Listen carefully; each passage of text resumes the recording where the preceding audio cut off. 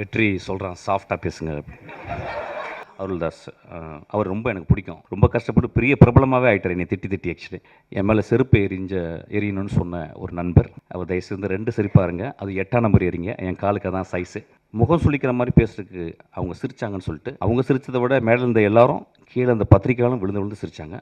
அது அந்த வீடியோவில் இருக்குது. இருட்டறைக்குள் முரட்டு குத்துக்கள், ஒரு ஆபாசமான டைட்டில்லையா. தியாகராஜன் குமார் ராஜா ஒரு படம் எடுக்கிறான், அது வேணாம் இது இல்லை அது இல்லை அதுலன்னு சொல்லி கடைசியில் ஒரு வார்த்தை சொன்னான் பார்த்தீங்களா, அந்த வார்த்தை கெட்ட வார்த்தை இல்லையா. ஆனால் joke is meant to be a joke. இவ்வளவு 3 நாட்கள் எல்லா தொலைக்காட்சியில் நான் தான். என் படங்கள் நல்ல படங்கள் இல்லையா, என் படங்களில் சமூக கருத்து சொல்லலையா. வெற்றிமாறன் சார் ஆகட்டும், அனுராக் கஷ்யப் சார் ஆகட்டும், and especially when it comes to Mysskin sir, definitely அவருடைய திரைப்படங்கள் நம்ம பார்க்கும் பொழுது நம்மளுடைய மனதை வேறு எங்கேயுமே கொடுக்க முடியாது. அவர் பேச்சுக்கும் அப்படி தான் டெஃபினட்டாக. அண்ட் இன்னொரு முக்கியமான விஷயம், இன்ஸ்டாகிராமில் எங்கேனாலும் நம்ம ஃபில்டர் போட வேண்டியிருக்கு, பட் ஃபில்டர் போடாமல் பேசக்கூடிய ஒரு மனிதர் நிச்சயமாக மிஷ்கின் சாராகத்தான் இருப்பாங்க. Let's welcome Mysskin sir to share his wishes.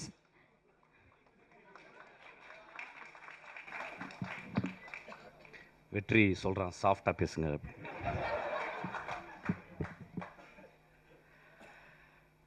I couldn't see the movie, though you sent the movie. நேற்று வந்து suddenly Vignesh Shivan called me to do a cameo role. It took nearly ஒரு half call sheet போயிடுச்சு அப்படி. So I couldn't see, sorry.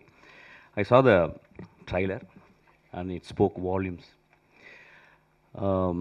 You talk about Bad Girl and I'm being a bad man of Tamil Nadu here.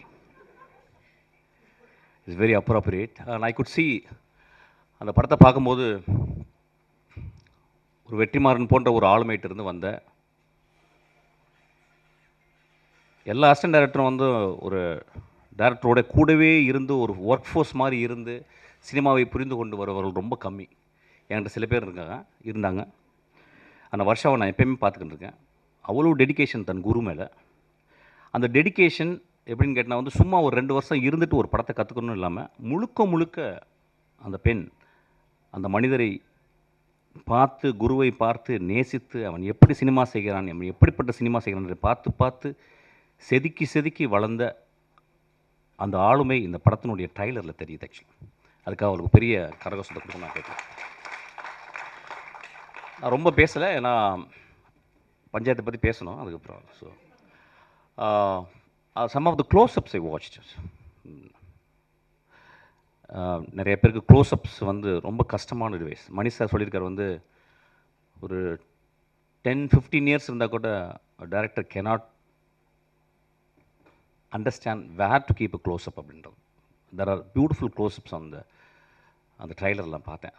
ரொம்ப அழகான close-ups. அந்த பாப்பா கண்ணு ரொம்ப அழகாக இருந்துச்சு, ரொம்ப அழகாக இருந்துச்சு. அந்த படத்தை பார்க்கும்போது தெரிஞ்சுது அது வீர் அடிச்சுக்கிட்டு என்னை மாதிரி தான் நினைக்கிறேன் ஆக்சுவலாக. ஸோ நான் வாழ்த்துறேன், இந்த படம் நிச்சயமாக நல்லாயிருக்கும், எல்லாருக்கும் பிடிக்கும். இந்த மாதிரி படங்கள் தான் வரணும். அது வருஷம் எடுக்கும் பொழுது அது வந்து இப்போ நிச்சயமாக பேட் கேர்ளை வந்து ஒரு ஆண் எடுக்க முடியாது. பேட் கேர்ள்னு ஒரு தலைப்பு வைக்கிறதுக்கே ஒரு பெரிய தைரியம் வேணும். So I really I wish her from my bottommost heart. இந்த படம் வந்து மிகப்பெரிய வட்டி அடைன்னு கேட்குறேன். வெற்றிமாறன் எப்பொழுதுமே அது பெரிய ஆச்சரியம். ஒருவேளை நிறையா சம்பாதிக்கிறதுனால அவன் படம் பண்ணுறானான்னு தெரியல. ஆக்சுவலாக அசிஸ்டண்ட்டுக்கு நான்லாம் சம்பாதிக்கவே இல்லை, நிறைய படம் பண்ணிக்கிட்டே இருக்கான் அவன். ஆக்சுவலாக எனக்கு ஒரு படம் பண்ண வெற்றி. ஆக்சுவலி வெற்றி வந்து ரொம்ப மெக்னானிமஸ். எனக்கு வெற்றியை வந்து எனக்கு அவ்வளோ காலங்கள் தெரியும். இன்றைக்கி கூட வெற்றி வந்து நீங்கள் வரணும்னு கால்லேருந்து ஃபோன் பண்ணிகிட்டே இருக்கான். ஆக்சுவலாக வெற்றி ரொம்ப தேங்க்ஸ். வெற்றி வந்து ஒரு எக்ஸ்ட்ரானரி ஹியூமன் பீயிங், நிறைய பேருக்கு தெரியாது. நான் வந்து அந்த மேடையில் பேசும்போது சிரிச்சுக்கிட்டே இருந்த வெற்றி ஒரு டைமில் திடீர்னு ரொம்ப அமைதியாகி மூஞ்சில் கை வச்சு தான். அதெல்லாம் நினச்சாங்க அவன் மூஞ்சி சுழிச்சிச்சுன்னு இல்லை, வெற்றி என் மேலே இருந்த ஒரு கம்பேஷனில் he felt very bad. Actually அதுக்காக வெற்றிக்கு ஒரு கிளாப் பண்ணணும்னு நினைக்கிறேன். ஆக்சுவலாக Vetri is very sensitive. Okay, coming back. Sorry கேட்கணுமா, பகிரங்க மன்னிப்பு கேட்கணுன்னு வந்திருக்கேன் நான். நண்பர்கள் தானே, சரி okay. I'm going to take little time, Betty. Don't mistake me. Don't stop me. Actually, I think I should also speak from my heart and my pedestal. முதலாவதாக நான் நன்றி சொல்வது எனக்கு மிகவும் பிடித்தான பாடலாசிரியர், எழுத்தாளர், சிறந்த பெண்மணி தாமரைக்கு. தாமரை என்னை விமர்சித்து பேசியிருந்தாங்க. அதில் வந்து ஒரு வார்த்தை சொல்லியிருந்தாங்க. அவங்கள்ட்ட முதல்ல நான் வந்து மன்னிப்பு கேட்குறேன். ஆனால் ஒரு விஷயம் சொல்லியிருந்தாங்க, வெற்றி என்னை இப்படி பேச வைத்துச்சுன்னு. 18 வருஷம் போராடி கொண்டே இருக்கிறேன் என் தாமரை சகோதரி அவர்களே. ஒவ்வொரு நாளும் பௌத்தனுடைய 10 நிமிடம் உன் மரணத்தை பற்றி நீ தியானி அப்படின்றாங்க. என் மரணத்தை பற்றி தியானித்து கொண்டே இருக்கிறேன். வெற்றி என் தலைமையில் இருந்தால் இந்நேரம் நான் பெரிய பெரிய ஆளுக்கெல்லாம் படம் பண்ணியிருக்கணும். அதனால் மன்னிப்பு கேட்டுக்கிறேன். ரெண்டாவது, எனக்கு ரொம்ப பிடிச்ச மிகச்சிறந்த ஆளுமை லெனின் பாரதி. அவன் என்னை விமர்சிச்சிருந்தான். அது வந்து தத்துவ ரீதியான விமர்சனம். அவனுக்கும் என்னுடைய ஆழ்ந்த வருத்தத்தை மன்னிப்பையும் சொல்கிறேன். அதுக்கப்புறம் ஒரு ஆக்டர், அவர் பேர் என்ன வெற்றி, அவர் பேர் அருள்தாஸ். அவர் ரொம்ப எனக்கு பிடிக்கும். அவர் மூஞ்சியை பார்க்கும்போது ஒரு பழைய தமிழ் உள்ளே இருக்கும், ரொம்ப கருணை இருக்கும் ஒரு முகத்தில். அவர் கூட ரொம்ப நாள் ஒர்க் பண்ண நினச்சேன். அவர் ஒரு 3 நாள் வந்து ரொம்ப கஷ்டப்பட்டு பெரிய பிரபலமாகவே ஆகிட்டார் என்னை திட்டி ஆக்சுவலி. அவருக்கு என் மன்னிப்பை தெரிவித்துக் கொள்கிறேன். அதுக்கப்புறம் சசி அண்ணா என்னை கூப்பிட்டு வந்து நேற்று நைட் இரவு கூப்பிட்டாரு. உன்னை ஏன்டா நான் அடக்கலைன்னு சொன்னார். அந்த அன்புக்கு நன்றி. அவரோட மன்னிப்பு கேட்குறேன். லட்சுமி ராமகிருஷ்ணன் என்னோட ஒரு 3 நாளாக பேசிட்டே இருக்காங்க, நான் பேசவே இல்லை. எனக்கு என்ன பேசுவாங்கன்னு தெரியும், என் தாய் போல். அவங்களுக்கும் நான் மன்னிப்பு கேட்குறேன். அதுக்கப்புறம் எனக்கு மிகச்சிறந்த படத்தை கொடுத்து என் தந்தை போல் இயங்கி கொண்டிருக்கும் திரு தானு அவர்கள். அந்த படத்தை எடுத்துருக்கும் போது இந்த மாதிரி ஒரு கான்ட்ரவர்சி பண்ணும்போது ஒரு ப்ரொடியூசர் அவருக்கு பாதிக்கும். முதல்ல அவருக்கு நான் என்னுடைய வருத்தத்தையும் மன்னிப்பையும் நான் கேட்டுக்கிறேன். அதுக்கப்புறம் வந்து என் மேலே செருப்பு எரியணும்னு சொன்ன ஒரு நண்பர், அவர் தயவுசெய்து 2 செருப்பாக இருங்க, அது 8ஆம் நம்பர் எறிங்க, என் காலுக்கு தான் சைஸு. அவருக்கும் என்னுடைய வருத்தத்தையும் என்னுடைய மன்னிப்பையும் நான் கேட்டுக்கிறேன். இன்னொரு மனிதர் 18 வருஷமாக என்னை திட்டிக்கிட்டே இருக்கார். இன்னும் நான் 10 வருஷம் படம் பண்ணால் இன்னும் திட்டுவார். அவருக்கும் என்னை மன்னிப்பை நான் கேட்டுக்கிறேன். இப்போ நான் பேசலாமா? ஓகே.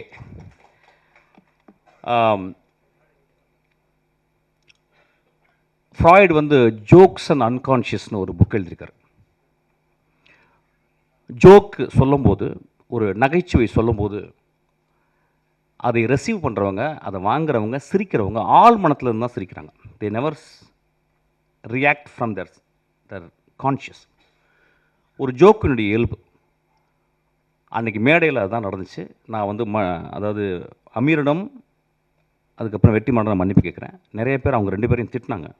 அதாவது வந்து முகம் சுளிக்கிற மாதிரி பேசுறதுக்கு அவங்க சிரித்தாங்கன்னு சொல்லிட்டு, அவங்க சிரித்ததை விட மேலே இருந்த எல்லாரும் கீழே அந்த பத்திரிக்கையாலும் விழுந்து சிரித்தாங்க. அது அந்த வீடியோவில் இருக்குது, அதை நீங்கள் பார்க்கணும். ஒரு ஜோக்காக தான் நான் மீன் பண்ணேன் ஆக்சுவலாக. 2-3 வார்த்தைகள் மேலே போயிடுச்சு. அது அப்படி தான் சில நேரங்களில் அது மனதிலேருந்து பேசும்போது அப்படி ஆயிடுச்சு. அதுக்காக நான் வந்து மன்னிப்பு கேட்டுக்கிறேன். ஆனால் joke is meant to be a joke. அது வந்து யாரையும் நான் அந்த இடத்துல வந்து ஒரு பர்டிகுலரான ஒரு பர்சனை நான் விமர்சிக்கிறவே இல்லை, ஒரு பர்டிகுலரான ஒரு மனிதனை தாக்கணும்னு எண்ணமே என்றதே இல்லை. என்னுடைய ரொம்ப நேசத்துக்கு சொந்தமான என் விஷால், நானும் சண்டை போடும்போது, என்னை மோசமாக பேசும்போதும், என்னை பற்றி அடுத்தவங்கள தப்பாக பேசும்போதும், நான் ரொம்ப வெகுண்டு மேடையில் பேசும்போது ஒரு வார்த்தை கூட அவனை நான் வந்து மோசமான வசை வார்த்தைகளால் பேசலை. நான் சொன்ன ஒரே வார்த்தை பொறுக்கின்னு சொன்ன வார்த்தை தான். எனக்கு அந்த வார்த்தையை சொல்லி அளந்து தான் சொன்னேன். நண்பர்களே,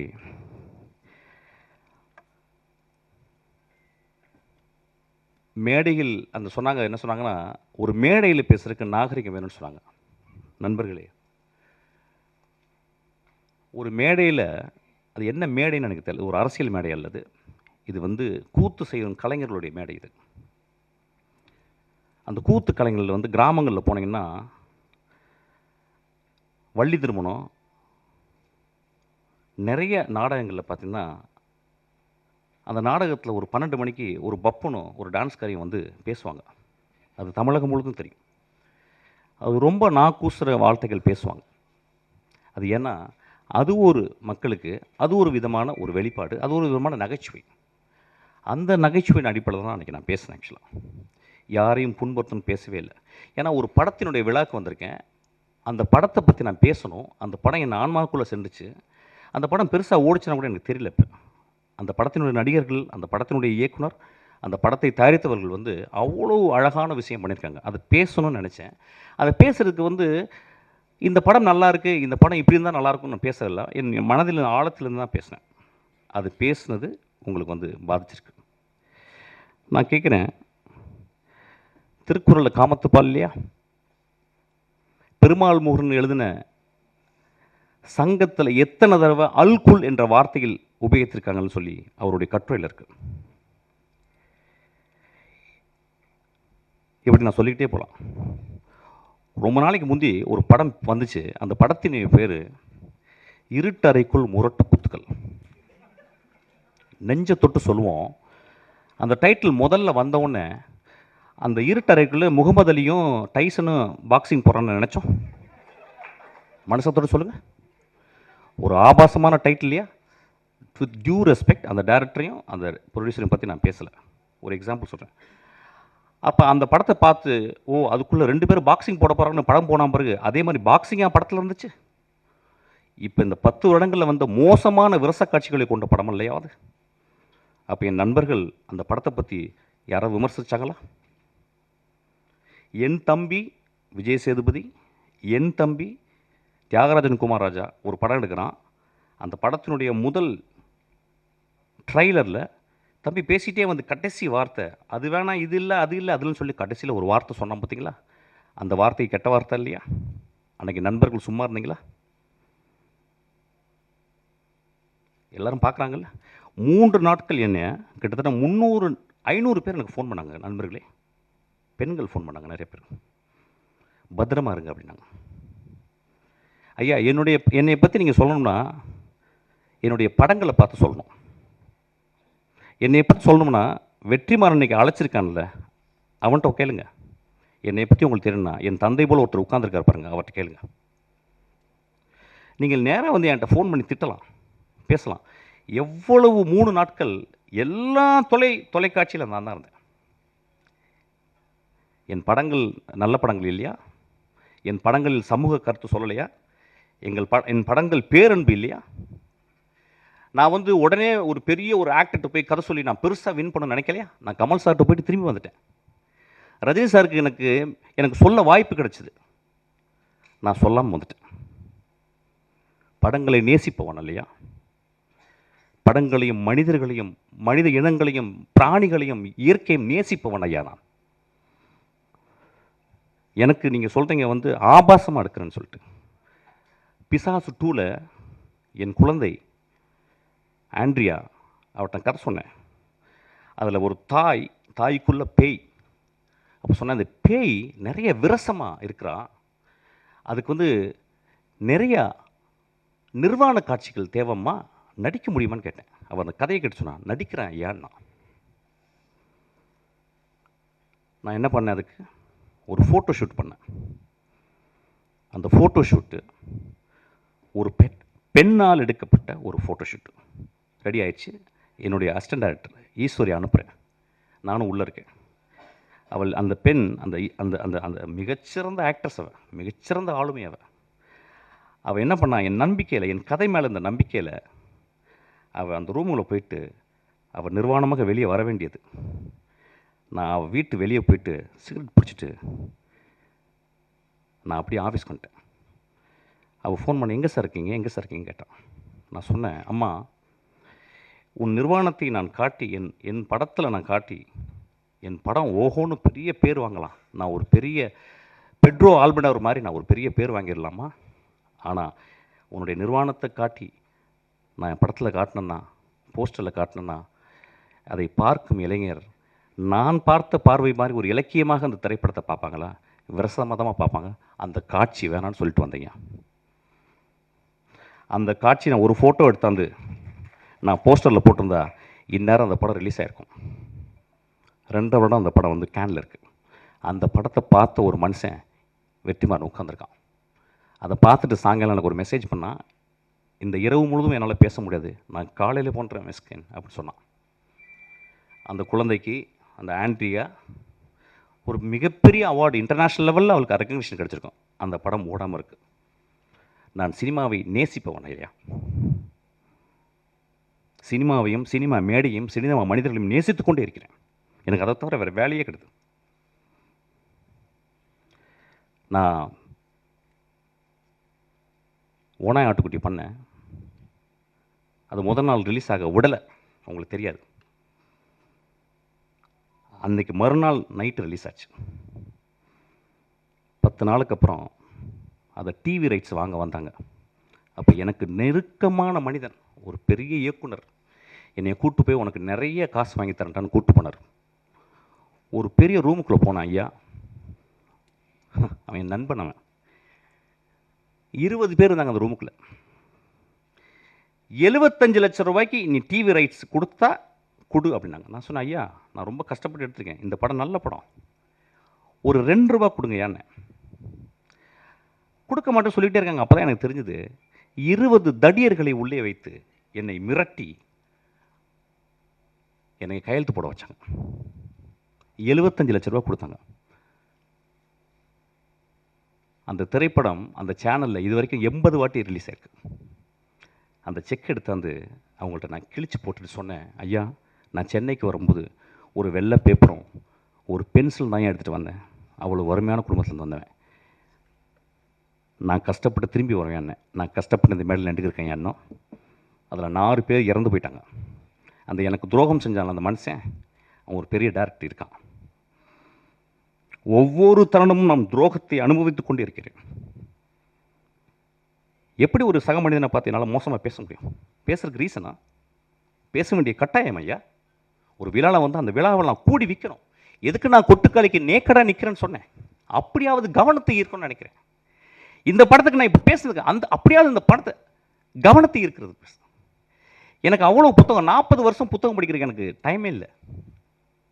40 வருஷம் படிக்க வேண்டிய புத்தகம் இருக்குது. அவ்வளவு மனிதர்கள் நேசிக்க வேண்டியது இருக்குது. அவ்வளோ கண்ட்ரி நான் விசிட் பண்ண வேண்டியது இருக்குது.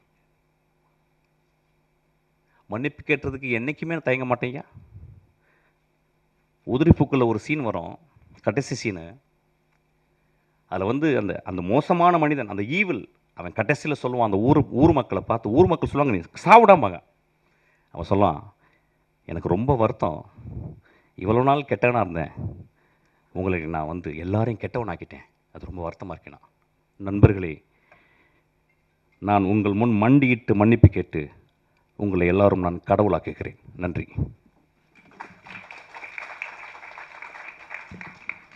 Thank you so much sir.